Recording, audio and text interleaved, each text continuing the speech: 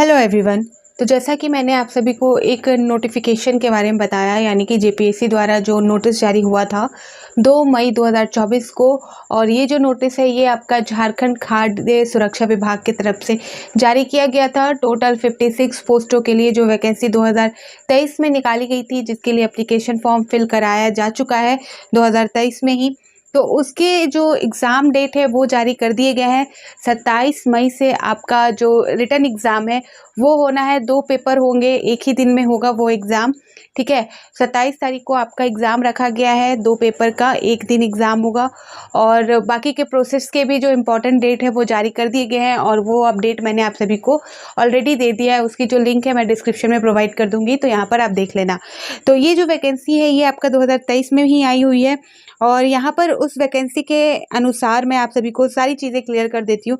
तो यहाँ पर देख सकते हैं आप कि ये जो ऑनलाइन आवेदन प्राप्त करने की अंतिम तिथि यहाँ पर ऊपर दिया गया है। आप देख सकते हो जो 2023 में जो फिल कराया गया था 14/7/2023, यानी कि 14 जुलाई 2023 को यहाँ पर एप्लीकेशन फॉर्म का जो लास्ट डेट है वो दिखा दिया गया है। तो ये जो एप्लीकेशन है ये आपका झारखंड राज्य के स्वास्थ्य, चिकित्सा, शिक्षा और परिवार कल्याण विभाग के अंतर्गत खाद्य सुरक्षा पदाधिकारी के पद पर नियुक्ति परीक्षा के लिए 2023 में ऑलरेडी करा दिया गया है।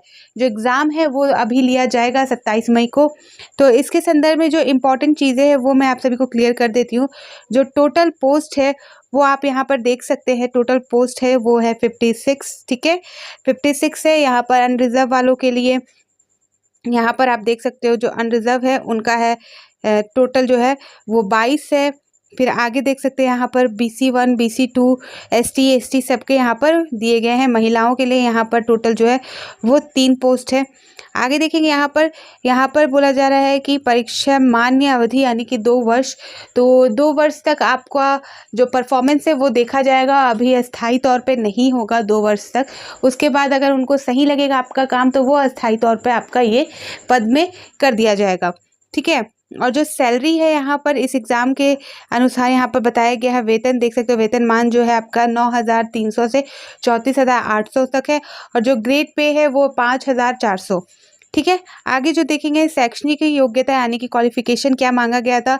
पहला इसमें बताया गया कि किसी मान्यता प्राप्त विश्वविद्यालय से खाद्य प्रौद्योगिकी या डेयरी प्रौद्योगिकी या जैव प्रौद्योगिकी या तेल प्रौद्योगिकी या कृषि विज्ञान या पशु चिकित्सा विज्ञान या जैव रसायन विज्ञान या सूक्ष्म जीव विज्ञान में या मेडिसिन में डिग्री या रसायन विज्ञान में मास्टर डिग्री होना चाहिए, ठीक है। तो यहाँ पर आप देखोगे कि यहाँ तक सिर्फ डिग्री की बात की गई है, और जो रसायन विज्ञान में मास्टर डिग्री होना चाहिए, ठीक है। तो ये सारे सब्जेक्ट आप अगर इस सारे सब्जेक्ट से आपने डिग्री हासिल की है, मास्टर डिग्री की है, तो उन्होंने ही अप्लाई किया होगा, क्योंकि क्वालिफिकेशन तो वही मांगा गया है। आगे देख सकते हैं जो एज लिमिट की यहाँ पर बात की गई है। जो मिनिमम है आपका वो 21 वर्ष है, और मैक्सिमम यहाँ पर कैटेगरीज वाइज दी गई है जो है कि 35 वर्ष, ठीक है। अनरिजर्व का 35 वर्ष है, BC1 BC2 का 37 वर्ष है। महिलाओं में जो अनरक्षित भी है BC1 BC2 है उनका 38 वर्ष रखा गया। अनुसूचित जाति अनुसूचित जनजाति जिसमें पुरुष और महिला दोनों है तो उनका 40 वर्ष रखा गया है। आर्थिक रूप से कमजोर नागरिक वर्ग का वर्ग जो EWS है उनका 35 वर्ष है, ठीक है। तो ये था एज लिमिट यहाँ पर। आगे यहाँ पर देख सकते हैं ऑलरेडी ये फॉर्म फिल हो चुका है, इसलिए सिर्फ इम्पॉर्टेंट चीज़ें मैं आप सभी को यहाँ पर क्लियर कर रही हूँ, क्योंकि एग्ज़ाम के बाद आपका एक और प्रोसेस होता है जो है डॉक्यूमेंट वेरिफिकेशन। तो उसमें आपको पता होना चाहिए कि आपने जो एप्लीकेशन फॉर्म फिल किया है तो उसके अनुसार, और जो विज्ञापन में जारी हुआ था क्वालिफिकेशन एज लिमिट, उसके अनुसार आपके डॉक्यूमेंट सही हैं या नहीं, ठीक है। अगर आपने जो डॉक्यूमेंट है वो नहीं है और एप्लीकेशन फॉर्म में फिल कर दिया है तो ऑलरेडी आपका जो डॉक्यूमेंट वेरिफिकेशन होगा उसमें आपका जो है वो सारी चीज़ें रद्द कर दी जाएंगी। आगे देख सकते हैं यहाँ पर नियुक्ति प्रक्रिया की बात की गई है, जो एग्ज़ाम सिलेक्शन प्रोसेस क्या है। तो पहला यहाँ देख सकते हैं परीक्षा एवं साक्षात्कार। परीक्षा का स्वरूप वास्तुनिक यानी कि मल्टीपल चॉइस प्रकृति का होगा। लिखित परीक्षा के कुल 200 अंक यहाँ पर देख सकते हैं, कुल 200 अंक,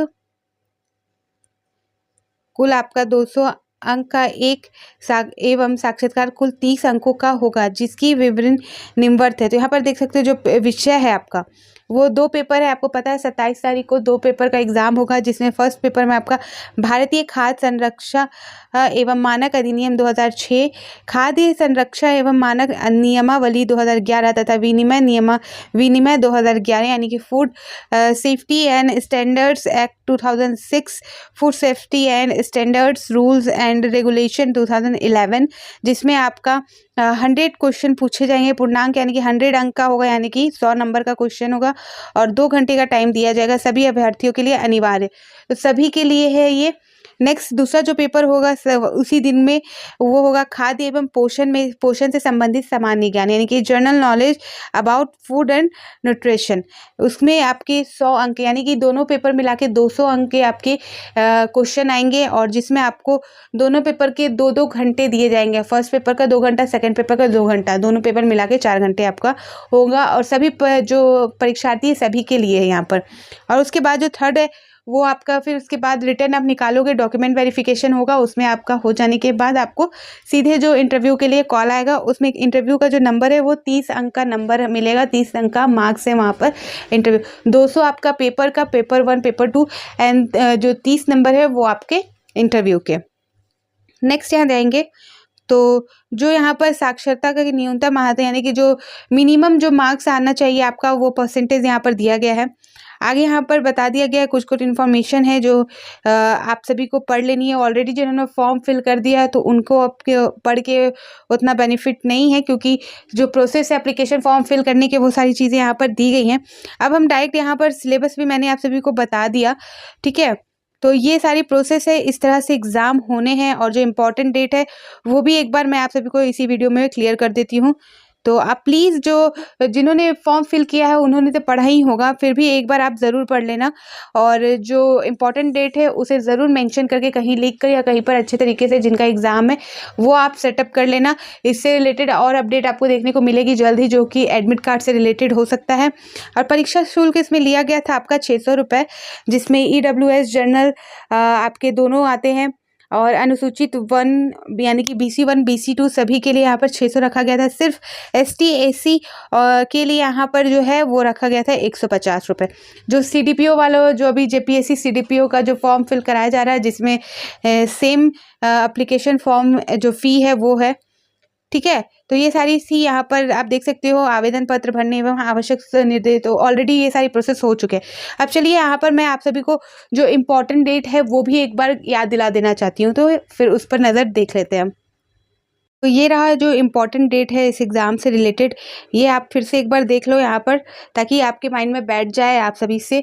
और इससे रिलेटेड जो एडमिट कार्ड वगैरह जब भी अपडेट होगी वो मैं आप सभी को जल्द से जल्द प्रोवाइड कर दूँगी। तो जो आपका एग्ज़ाम का डेट है यानी कि जो आपका रिटन पेपर है वो आपका 27/5 को रखा गया है, वो संभावित बताया गया है, लेकिन आप उसी डेट को मान के चलना। 2 पालियों में होगी, पता है आप सभी को। पेपर 1 पेपर 2 दोनों के 2-2 घंटे होंगे, ठीक है। और पेपर 1 के 100 अंक के होंगे और पेपर 2 के भी 100, यानी कि टोटल दोनों पेपर के 200 अंक के होंगे, और 2-2 घंटे दोनों पेपर में मिलेंगे, यानी कि 4 घंटे। और सभी कैंडिडेट को देना है, यहाँ पर कोई ऐसा नहीं है या क्वालिफाइंग पेपर नहीं है, यहाँ पर स्कोरिंग पेपर है ये।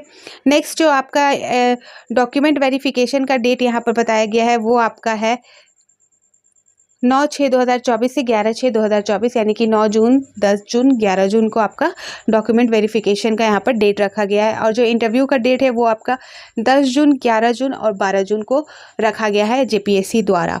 तो ये अपडेट तो अभी रिसेंटली आई है 2 मई 2024 को। और एडमिट कार्ड अब आएगा, एडमिट कार्ड से रिलेटेड जो भी अपडेट होगी वो मैं आप सभी को अपने इसी चैनल पर जल्द से जल्द प्रोवाइड कर दूँगी।